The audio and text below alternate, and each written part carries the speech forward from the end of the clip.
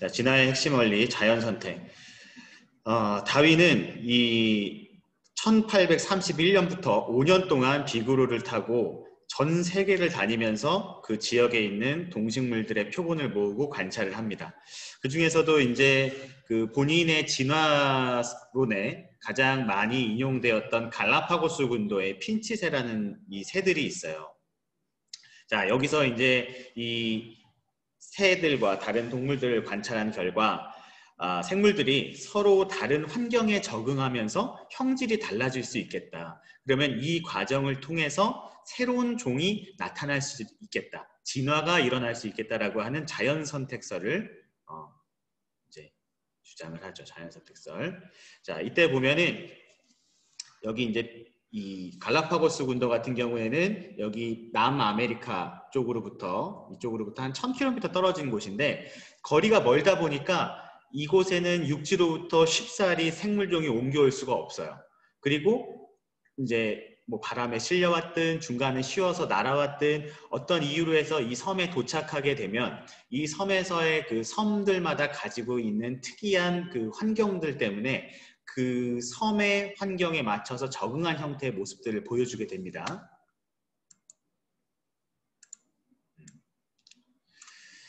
자, 그래서 여기 보면 핀치새 같은 종이에요. 우리가 같은 종이라고 하는 말을 어떻게 쓰냐면은 같은 종이라 하면 교배를 해서 자손을 만들 수 있을 때 우리가 걔네들을 같은 종이라고 불러요. 그러면 이 갈라파고스 군도의 여러 가지 이 섬에 그 핀치새, 뭐 우리나라 새로 치면은 뭐 그냥 참새 정도로 봐도 될 것 같아요. 제일 흔한 새예요. 그 새들을 봤더니 먹는 그 먹이의 종류에 따라서 부리의 모양이 다르다고 하는 거를 이제 기록으로 남겨요. 자, 도구를 사용하는 핀치새, 애벌레를 이렇게 도구를 사용해서 잡아먹죠.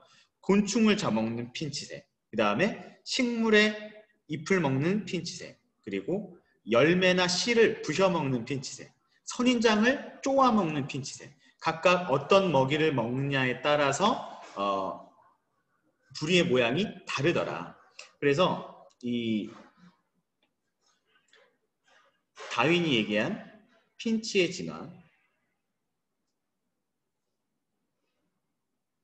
진화는 원래 같은 종의 핀치야. 자, 근데 여기에서 다양한 변이가 있었어.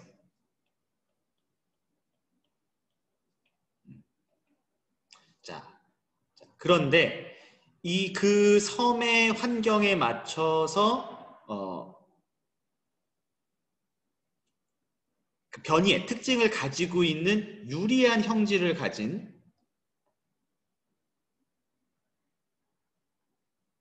핀치새가 자연 선택되게 된다. 그래서 환경마다 다른 섬마다 다른 핀치새가 등장하게 되었다라고 설명하는 게 다윈의 설명이에요. 자, 좀 다음 페이지 넘어가 볼게요. 자, 다윈의 설명은 이렇습니다. 생물은 대부분 그들이 살고 있는 환경 조건이나 먹이에 비해서 많은 자손을 낳는다. 이게 바로 과잉 생산에 대한 부분이에요. 자, 첫 번째, 환경 조건이나 먹이에 비해 많은 수의 자손을 낳는다. 이 뒷부분에도 나오는데 다윈의 이 자연 선택설은 당시에 멜서스의 인구론의 영향을 많이 받게 돼요. 그러니까 멜서스의 인구론이라 하면 이제 인구는 산술 급수적으로 이렇게 올라가는 것이 아니라 기하적 급수적으로 증가하게 된다. 환경 조건과 이제 서식지만 맞게 되면. 자, 근데 이때 같은 부모 사이에서도 다양한 자손이 태어나게 되는데 요 간의 차이를 우리가 변이라고 한다. 변이. 요게 두 번째. 다양한 형질을 갖게 된다. 자, 그럼 변이라고 하는 말을 좀 같이 볼게요. 여러분들이 변이라고 하는 말을 돌연변이라고 헷갈리면 안 돼. 돌연변이는 어떤 새로운 형태의 유전자와 형질을 가지고 나타나는 거고, 변이라고 하는 말은 말 그대로 그냥 다양하게 나타난 걸 우리가 변이라고 불러요. 영어로 보면은 variation이라고 불러요. 여기 보면 개체 간에 나타난 형질의 차이, 이 환경의 영향에 따른 비유전적 변이와 비유전적 변이랑 유전적 변이가 있다. 다윈이 자연선택을 발표할 당시에는 이게 유전자 개념이 생기기 전이어서 이제 형질 차이를 이야기하지 못했다라고 지난 시간에 얘기했었죠. 그래서 이렇게 다양한 형질을 나타내는 개체 변이가 있게 되는데, 이때 개체들 사이에는 환경에서 먹이나 뭐 서식지 공간 또는 배우자를 두고 생존 경쟁이 일어나게 됩니다. 생존 경쟁.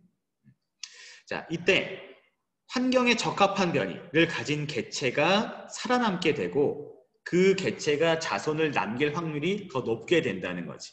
자, 요게 이제 이 적합한 변이를 가진 개체를 우리가 뭐라고 부르냐면 적자라고 불러요.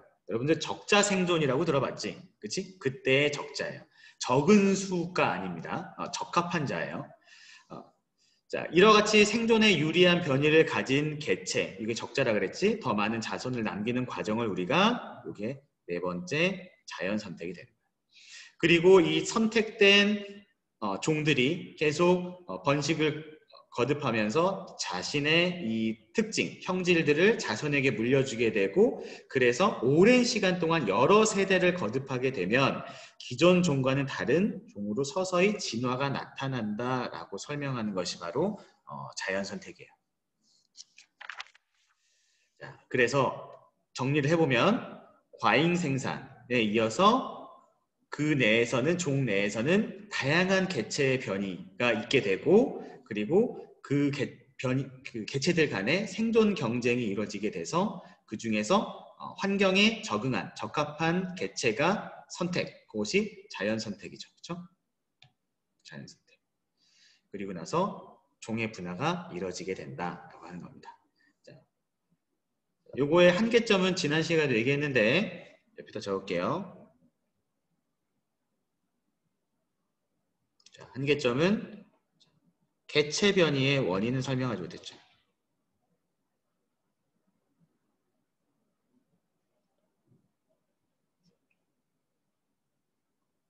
그리고 유전 원리도 설명하지 못했다. 자, 그리고 나서 이제 항생제에 대한 이야기를 할 건데, 자, 자연 선택의 원리를 우리가 항생제 내성 세균에도 적용을 할 수가 있다. 자, 최초의 항생제인 페니실린이 나오고 나서 이게 이제 세계 1차 대전 때 이제 발명이 돼가지고 엄청나게 많은 사람들을 살렸죠. 그 전에는 뭐 부상을 입거나 뭐 총상을 입거나 했을 때 그 부분이 세균에 감염되고 나서 폐혈증이나 이런 걸로 죽어갈 때 왜 죽는지 잘 몰랐어요. 나중에 이제 페니실린이 발명되고 나서 항생제로 굉장히 많은 사람들을 살렸는데, 그 이후에 그런 그 페니실린을 가지고 계속 효과를 받느냐? 그게 아니라 더 이상 페니실린이 듣지 않는 환자들이 증가하더라. 그 왜 그런가? 자, 우리가 페니실린에서 세균을 죽이는 그 성분을 우리가 항생제라고 하죠. 항생제.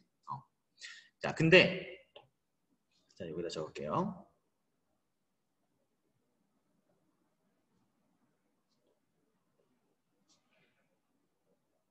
항생제 내성 세균은 갑자기 항생제를 내성이 없던 세균이 항생제를 오래 복용하다 보니까 갑자기 그 항생제가 듣지 않게 된다. 이게 아니에요. 자연 선택설처럼 처음부터 다양한 특징의 세균들이 있었어. 그래서 여기 이렇게 항생제 내성이 없는 애도 있고, 그리고 있는 애도 있고, 없는 애랑 같이 있었던 거야. 자, 이때 요 빨간색이 요게 내성균이에요. 아이고, 빨간색을 잘못 칠했네. 빨간색이 요게 내성균이에요. 자, 그리고 나서 얘가 만약에 항생제를 처리하게 되면은 얘네들이 이렇게 없어지게 된다고. 없어지게 돼. 그러면 나중에 그 숫자가 줄어들게 되지. 살아남은 애들만 좀 남게 되고, 요 애들이 남게 되잖아. 그치? 이 애들이 남게 되고 나서 얘네들이 이제 증식을 하게 되면 얘네가 좀 더 많아지게 되겠지. 그치? 그리고 나서 또 항생제를 처리하게 되면 나중에는 어떤 애들만 남아? 내성세균만 남게 되는 거예요. 그럼 더 이상 이 같은 페니실린 같은 항생제로는 이제 세균을 없앨 수가 없게 되는 거지. 여기가 내성세균 집단이 되는 거예요. 이런 원리예요. 자, 여기 보면 자, 세균이 있지. 이 세균은 내성이 없는 세균. 이 파란색이 내성이 있는 세균이지. 파란색이 내성이 있는 세균. 자, 항생제 처리를 했더니 얘네들이 죽네. 자, 얘네들이 죽죠. 죽고 나서 비율이 달라지게 되지. 누가 더 많아지게 되는 거야? 내성세균이 점점 많아지게 되고 시간이 경과하면서 점점 내성이 없는 애들은 줄어들게 되고 자, 얘네들은 줄어들게 되고 내성세균은 증가하게 되어서 나중에는 내성세균이 우점종이라고 하는데 대부분을 차지하게 돼서 더 이상은 이제 들지 않게 되는 거예요. 자, 이때 여러분들이 조금 조심해야 될 게 있어요. 조심해야 될 거. 자, 첫 번째는 아까 선생님이 처음에 얘기했던 거. 이 변이라고 하는 거는 환경에서부터 얻는 것이 아니야.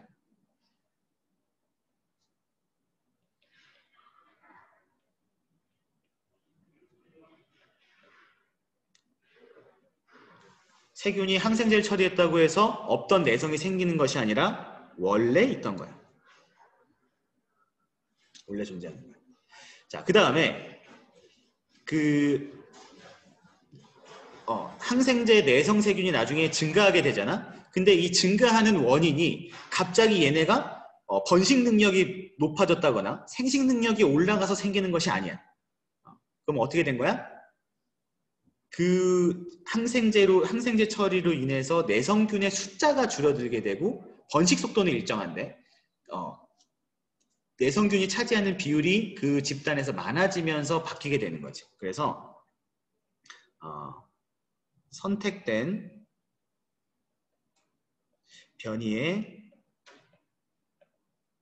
개체수가 증가하는 원인이 그 개체의 생식 능력이 올라갔다거나 또는 증식하는 속도가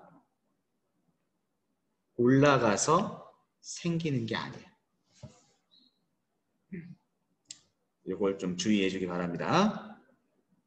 자, 여기 보면 이제 자연선택의 원리는 이제 항생제 내성세균의 출현에도 이제 우리가 적용할 수가 있고 같은 종 세균에서도 변이를 통해 다양한 형질을 가진 세균들이 이미 존재하는 거야. 그래서 항생제를 사용하기 전에는 있는 애들도 있고 없는 애들도 있고 근데 투여하고 나면 없는 애들이 많이 죽게 되고 내성 있는 애들이 살아남아서 자손을 남기게 되니까 정확하게 자연선택이죠. 그렇죠? 그래서 여러분들이 이제 병원에서 항생제를 처방받아서 복용할 때는 이 중간에 항생제 복용을 멈추지 않는 게 좋아요. 우리는 항생제를 복용하면은 내성이 생길 수 있으니까 3일치 처방을 받으면은 하루치 먹었더니 몸이 좀 나아졌네? 그러면 나머지는 내성이 안 생기기 위해서 먹지 말아야 되겠다가 아니라 항생제 처방받은 것을 끝까지 다 먹어야 돼요. 그래서 그 해당하는 그 내성이 없는 애들은 싹 다 죽여야 돼요. 왜냐하면 걔네들은 그거에 대해서 내성이 없지만 다른 거에서도 내성을 가질 수가 있었어요. 그래서 그 항생제 종류가 굉장히 많거든요. 그래서 항생제를 내성이 안 생기게 하려면 여러 가지 항생제를 복합적으로 처방하기도 해요. 그래서 예를 들면 지금 여기서는 페니실린에 대해서는 내성이 있지만 다른 스트랩토마이신이라든가 다른 종류의 항생제에는 내성이 없을 수도 있으니까 이런 애들은 죽여줄 수 있겠죠. 그렇죠? 자, 넘어가겠습니다. 자, 여기 항생제 내성세균의 모의 실험이 있어요. 여러분들 이 모의 실험은 직접 하지 않고 선생님이랑 같이 이제 분석하면서 얘네가 의미하는 바가 뭔지를 좀 같이 볼게요. 제목을 잘 유의해야 되겠지. 항생제 내성세균의 출현을 알아보는 거야. 자, 한번 같이 볼게요. 여기 보면 그림부터 볼게요. 그림에 잘 들어오니까. 접시 1에다가 털실방울을 놓고 이 벨크로 테이프 고리는 뭐냐면 여러분들 그 찍찍이 알지? 찍찍이를 감아가지고 둔 거야. 그래서 이 접시에다 찍으면 이 털실방울이 올라오게 돼요. 제거가 돼. 그리고 나서 털실방울을 채워주네. 그 다음에 접시 2에는 털실 방울이랑 스타이로폼으로 만들어진 방울, 굴을 같이 올려놓고 똑같이 벨크로 테이프 고리로 털실 방울을 제거하게 되고, 그 다음에는 두 개의 종류를 같이 채워주는 거야. 자, 요 그림만 봐서는 사실 선생님도 잘 무슨 실험인지 모르겠어. 자, 요걸 같이 볼게요. 자, 3, 4명이 모둠을 이뤄서 접시 1에는, 자, 여기 접시 1이야. 첫 번째에는 같은 색의 털실 방울 30개를 둘 거야. 우리가 이게 내성세균의 출현 모의 실험이잖아. 그러면 털실 방울 30개는 의미하는 바가 세균이에요, 세균. 자, 무작위로 흩어놔요.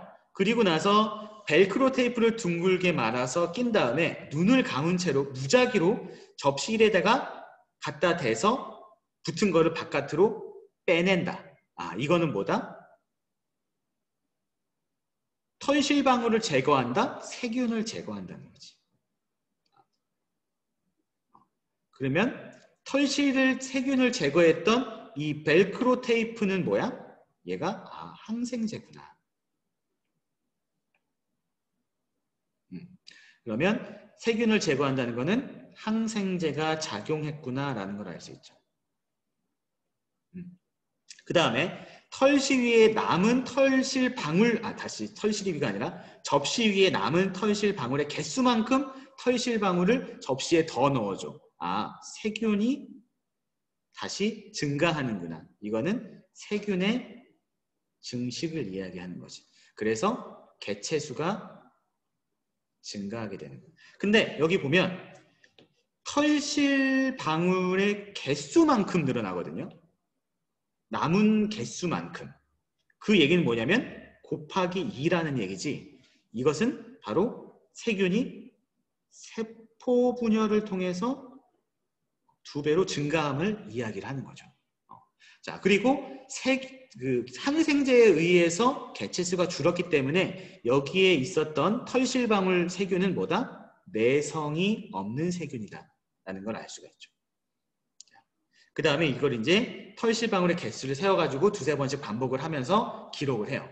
그 다음에 또 다른 접시 2번째에는 여러 색의 털실방울 25개와 여기 역시 세균이죠. 세균이고 스타이로폼 털실방울처럼 이렇게 올이 없는 거죠.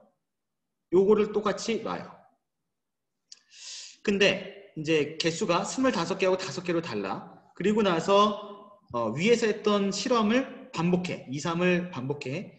그리고 나서 털실방울과 스타이로폼 이 구의 개수를 세워서 기록을 하는 거야. 자, 그러면 아까 이 벨크로 테이프에 붙어서 제거되는 거는 털실방울. 얘는 내성이 없는 애였지. 반면에 스티로폼이야, 스티로폼. 얘는 이런 찍찍이에 제거가 안 되지. 아, 얘가 내성이 있는 세균을 의미하는 거구나. 그리고 나서 얘도 똑같이 이제 제거하고 나서 같은 개수만큼 더 넣어주게 돼요. 그러면 실험 결과가 어떻게 될까? 이게 실제로 해보진 않았지만 첫 번째, 접시 1에서 털실 방울만 놓게 되는 경우에 처음에 몇 개부터 시작했냐면 얘가 30개부터 시작했지. 그치? 그럼 30개에서부터 제거되고 나면 처음에 스타이로폼의 개수에 따라 다르긴 할 거예요. 다르긴 하겠지만은 얘가 그러니까 벨크로의 크기에 따라 다르겠지. 그치?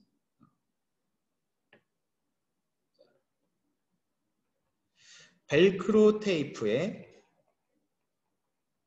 크기에 따라 다르긴 할 거야. 하지만 처음에 벨크로 테이프를 해서 제거하게 되면 감소하게 되고 그 다음에 다시 증식하게 되면 증가하게 되고 감소 증가를 반복하게 되겠지. 그래서 이 벨크로 테이프의 크기가 충분히 크다면 이 전체적인 접시에 있는 방울 개수는 점점점 감소하게 될 거야. 반면에 크기가 충분히 크지 않다면, 작다면 이 감소와 증가를 반복하면서 증가하게 되겠지. 그치? 자, 근데 반면에 이 접시 2의 경우에는 털실 방울이 25개고 스타이로폼 개수가 5개였단 말이야. 근데 이 털실 방울 같은 경우는 벨크로에 따라서 계속 감소하는 형태를 가지게 된다. 물론 여기서도 감소, 증가, 감소, 증가를 거치면서 감소하는 형태를 갖게 될 거고, 반면에 스타이로폼은 벨크로 테이프의 제거가 안 되지, 그치? 그렇기 때문에 증가, 증가, 증가하게 되면서 얘는 증가하게 되겠지. 그러면 나중에 이 실험이 반복됐을 때는 점점점 스타이로폼 이 구의 개수, 비율이 점점점 많아지게 되겠죠. 그쵸? 자, 넘어갈게요. 자, 그래서 이 비교를 해보면 토 이야기에서 털실방울과 스타이로폼에 있는 스타이로폼 구는 내성이 있는 것과 없는 것 중에 각각 어디에 해당할까?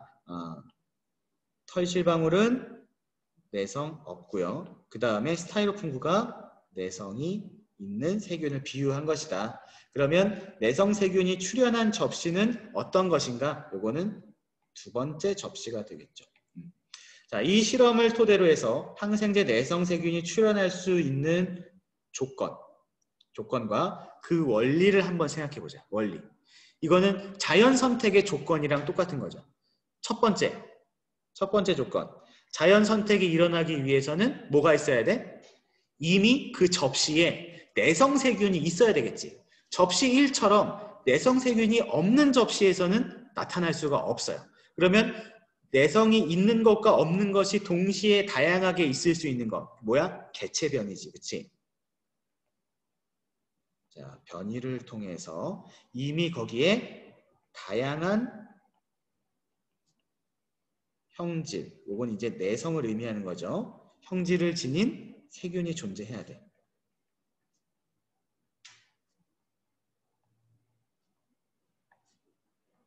존재해야 돼. 자, 요게 이제 조건이 되겠고, 원리는 자연 선택이죠.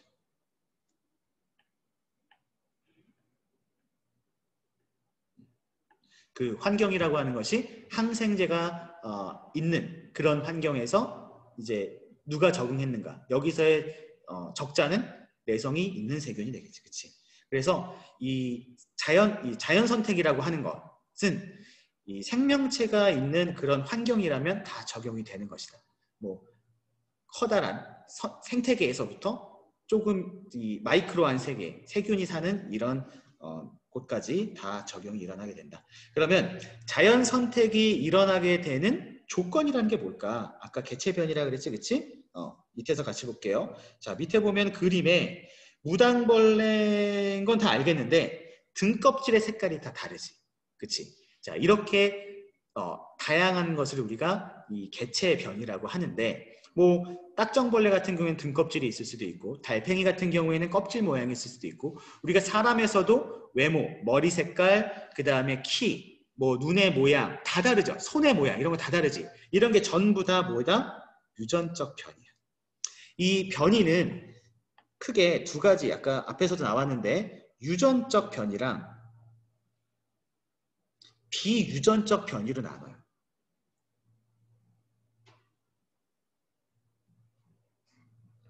유전적 변이는 말 그대로 유전이 된다는 거야. 유전적인 차이가 있는 거야. 자, 예를 들면 여기 무당벌레 날개 색깔, 또는 달팽이 껍질 모양, 또는 우리 사람의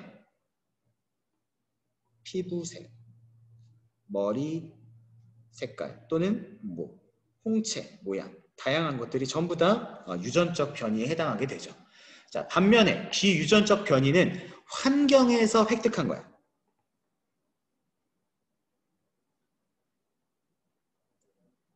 자, 얘는 유전되지 않죠. 대표적인 게 뭐냐면 운동선수가 열심히 운동을 해서 근육이 많이 만들어졌어. 그렇다고 해서 그 자녀가 태어나자마자 근육을 가지고 발달된 형태로 태어나는 것은 아니라는 거야. 이런 게 바로 비유전적 변이야. 그러니까 비유전적 변이는 우리 앞에서 라마르크에서 배웠던 획득 형질이라고 보면 돼요. 자, 넘어갈게. 자, 어떤 집단을 구성하는 개체 형질이 다양하면 그 집단의 생존 확률도 높아지게 된다. 자, 개체 형질이 다양하다. 뒤에서도 이제 등장하는데 개체 형질이 다양한 걸 우리가 유전적 다양성이라고 불러요. 유전적 다양성이 높으면 생존 확률도 올라간다, 높아진다. 왜? 환경이 변하면서 거기에 적응할 수 있는 개체가 있을 확률이 높은 거지. 자, 그래서 이 유전적 변이는 진화의 뭐다? 필요 조건이다. 반드시 있어야 되는 조건이다. 자, 그러면 이 유전적 변이가 어떻게 일어나는 건가? 변이의 원인이 있어요.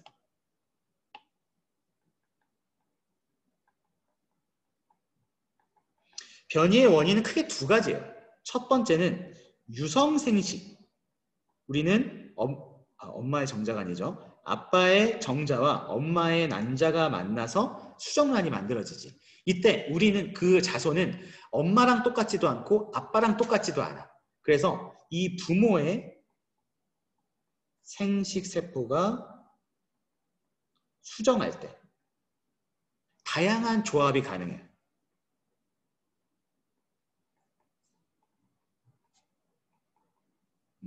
예를 들면 이 유성생식에 가능한 게 이제 우리가 검은 소와 흰 소와 교배했더니 거기서 얼룩소가 나왔다 하는 거죠. 자, 두 번째는 없던 유전 정보가 생기는 거야. 유전자가 달라지는 거. 이것을 우리가 돌연변이라고 부르죠. 돌연변이하고 아까 선생님이 앞에서 배웠던 변이하고 구분하라 그랬어. 얘는 DNA에 변화가 생기는 거예요. 어떤 이유에선가.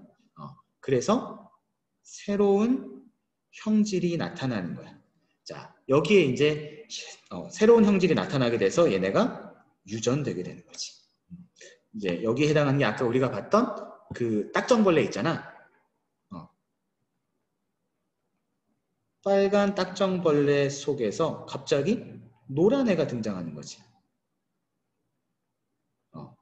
이런 것들이 돌연변이의 예라고 볼 수가 있습니다. 자, 근데 우리가 그 돌연변이 하면 그 엑스맨이나 이런 영화에 등장하는 게 굉장한 능력을 가진 애들이 나오잖아. 근데 실제로 자연에서의 돌연변이는 보통 생존에 불리하게 작용하는 경우가 훨씬 많아요. 그러니까 원래 정상적으로 기능했던 이런 효소라든가 이런 것들이 망가지게 되는 거거든. 근데 아주 의외로 적은 확률로 생존에 유리하게 돌연변이가 되는 경우도 있어요. 자, 예를 들면 이런 거거든. 사실 뭐 생존까지는 아니지만 이 그 서유럽에 많은 이런 금발 있잖아. 금발. 흰색 피부와 금발. 최초의 인류가 있었던 이제 진화하기 시작했던 아프리카에서는 그런 형질은 없었단 말이야.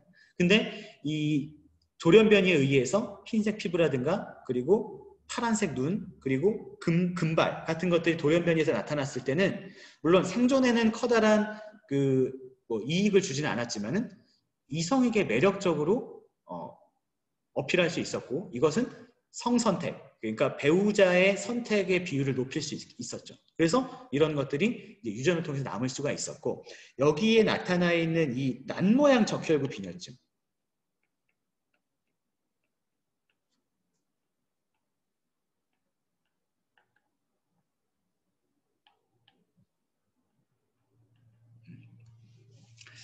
자, 이 난모양 적혈구 빈혈증은 뭐냐면은 원래 정상 그 적혈구가 이렇게 원반 모양으로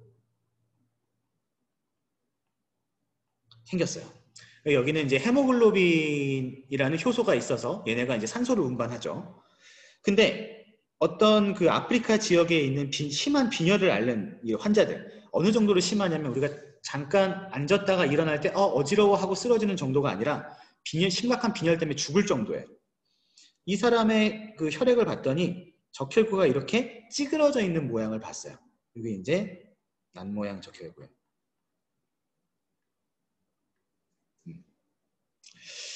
그래서 이제 이 난모양 적혈구를 가진 사람들은 이제 산소 운반이 능력이 떨어지게 되고 심지어는 이제 몸에 많은 염증도 만들게 돼요. 왜냐하면은 이 난모양 적혈구가 혈관을 잘 빠져나가지 못해서 거기 그 혈관을 막게 되고 거기에 염증이 자주 일어나게 됩니다. 생존 불리하게 되죠. 그래서 얘네가 이제 악성 빈혈이 일어나게 되고 자연 선택되지 못하고 도태되게 되죠. 자, 근데 여기 보면 남모양 적혈구 유전자의 빈도가 색깔이 진해질수록 점점점 많아지는 건데 여기 보면 말라리아 발생지가 있어요. 말라리아 발생지. 다른 데서는 남모양 적혈구가 많이 발견이 안 되는데 이 말라리아가 발생하는 곳에는 유독 남모양 적혈구 유전자를 가진 사람들이 많은 거야. 왜 그런가 봤더니 이 남모양 적혈구 빈혈증을 가진 환자들은 말라리아의 내성을 갖게 되는 거예요. 말라리아라고 하는 거는 모기를 통해서 옮겨지는 이 기생원충이라고 볼 수 있는데 이 기생원충이 남모양 적혈구에는 살 수가 없어요. 그래서 뜻하지 않게 말라리아의 내성을 갖게 되고 말라리아 같은 경우에는 감염되게 되면 고열을 앓고 죽는 지금도 전 세계적으로 가장 많은 사망자를 내는 게 말라리아거든요. 그래서 이런 내성을 갖게 되니까 오히려 이렇게 말라리아가 발생하는 곳에서는 유리하게 되는 거야.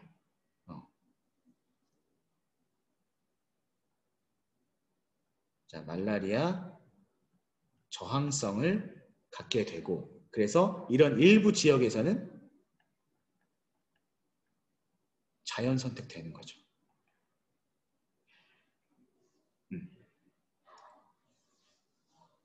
그래서 여러분들이 조심해야 될 거는 뭐냐면 우수형질이 우월할 형질, 우수한 형질이 선택되는 것이 아니라 환경에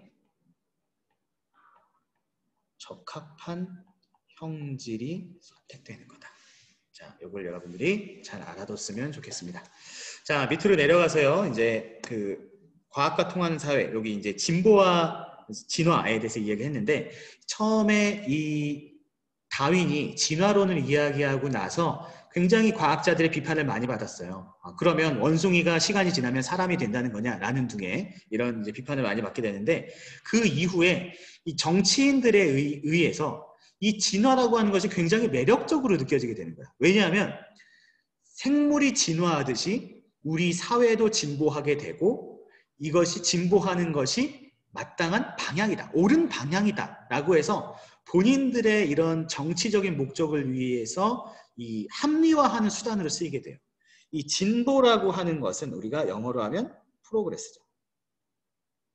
앞으로 나아가는 거야. 근데 이것은 사실 그 진화라고 하는 것을 잘못 이해한 거지. 그치? 이게 생물이 환경에 적응하는 것과 사람들이 어떤 사회적으로 제도를 만들고 이런 약자들을 보살피고 하는 이런 사회적 진보하고는 다른 이야기인데요. 자, 뒷페이지에도 이제 나옵니다. 자, 이 위에 보면은 이제 진화론이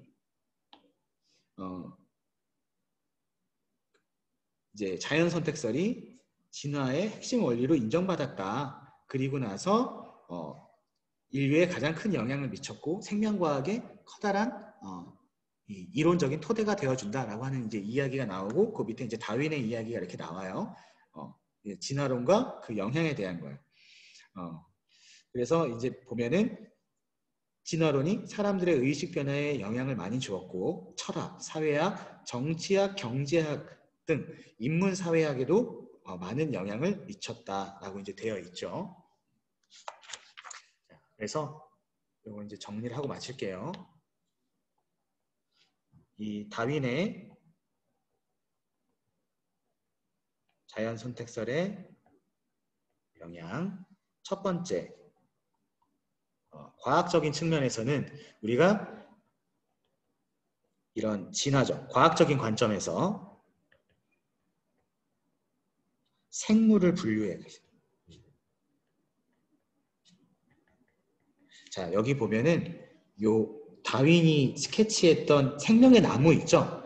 이 생명의 나무에는 기존의 공통 조상으로부터 새로운 종이 어떻게 만들어지는가에 대한 이야기예요. 근데 이걸 우리가 개통수라고 해서 지금도 써요. 지금 현대의 분류학에서 씁니다. 그리고 분류학뿐만 아니라 유전학, 그리고 분자생물학, 발전에도 영향을 미칩니다.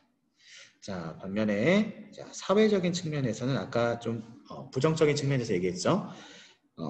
경쟁에 기반한 자본주의. 너희가 가난하고 도태되는 것은 진화론에 의해서 맞는 거야. 능력이 없는 사람은 도태되는 거지. 제국주의. 우리나라가 조금 더 가난한, 못 사는 너희 나라를 지배하는 것은 당연한 거야. 식민지배. 그 다음에 인종차별. 실제로 이 사회 진화론이나 이런 것들은 그 나치즘에 많이 이용이 됐어요. 게르만 민족은 우수하고 유태인이 열등하기 때문에 우리가 이 열등한 유태인들을 죽이거나 하는 것들은 문제가 되지 않는다. 오히려 우수한 종들을 많이 남김으로 해서 우리가 인류에 기여하는 거다. 이런 주장을 하게 되죠. 이런 것들을 이제 정당화하도록.